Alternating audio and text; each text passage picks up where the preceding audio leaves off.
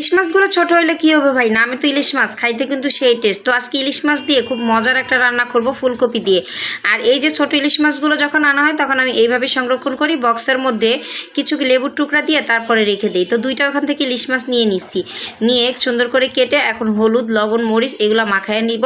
এরপরে ভাজাভাজির পালা। তো এই ছোট ইলিশ মাছগুলো দেখতে ছোট হলে খেতে কিন্তু খুব টেস্ট লাগে, বিশেষ করে ভর্তা বা এরকম মাঝে মাঝে ভাজা খেতে ভালো লাগে। তো আজকে সেরকম বাজার ছিল না, তাই ভাবলাম যে ফুলকপি যেহেতু আছে একদম টাটকা ফুলকপি ইলিশ মাছ দিয়ে রান্না করি। আর এই তরকারিটা খেতে আমার খুবই ভালো লাগে, অনেক মানে ঘ্রাণে ঘ্রাণে মনে হয় পেট ভরে যায় এরকম আর কি। তো এই যে ইলিশ মাছগুলো প্রথমে ভেজে নিতেছি, আর সেই সাথে ইলিশ মাছ ভাজা হলে এদিকে ডাল বেটে নিচ্ছি। এই ডালের বড়াটা আমার ছেলের অনেক পছন্দ।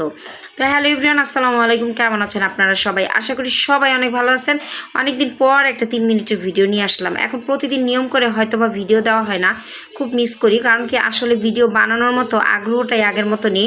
তারপরে ওই যে নিয়ম রক্ষা কাজ করতে হবে, ফেসবুক মামুর তো কোনো ছুটি নেই, নিয়মেরও অভাব নাই।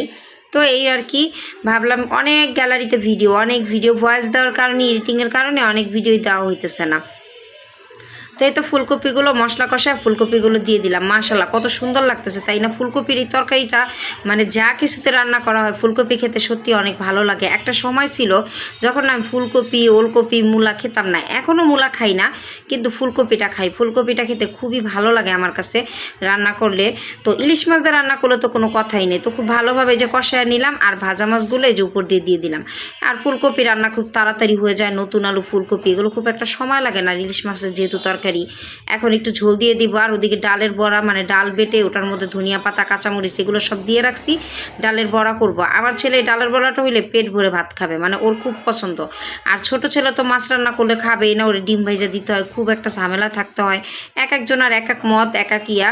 তো এই তো ডালের বড়াগুলো এখন ভাজতে চলে আসলাম। তো একটু ধনিয়া পাতা যদি ডালের বড়ার মধ্যে দেওয়া যায়, আসলে যে এত ঘ্রাণ লাগে আর খেতে এত ভালো লাগে বলার মতো না। তো আজকে একটু ধনিয়া পাতা দিছি, বেশি করে পেঁয়াজ কাঁচামরিচ দিয়ে মচমচা করে কয়েকটা বড়া বানাবো। এই বড়াগুলো ভাত দিয়ে খেতে আমারও খুব ভালো লাগে। শুধু ভাত দিয়ে না, এমনিও খাওয়া যায়, তবে আমার ছেলে ভাত দিয়ে খুব পছন্দ করে।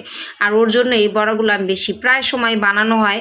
তো সামনে তো রোজা আসছে, এখন তো মনে হয় প্রতিদিন বানাতে হবে। ইফতারিতে কয়েক পিস রেখে দেওয়া হয়, ও আবার ভাত দিয়ে খায়। তো এই আর কি। তো আজকের ভিডিওটা খুব বেশি একটা বড় করব না, 3 মিনিটের ছোট্ট একটা ভিডিও আপনাদের সামনে নিয়ে আসলাম। মানে আসলে ভিডিও এখন দেওয়ার অলসতা লাগে, তাই আর কি।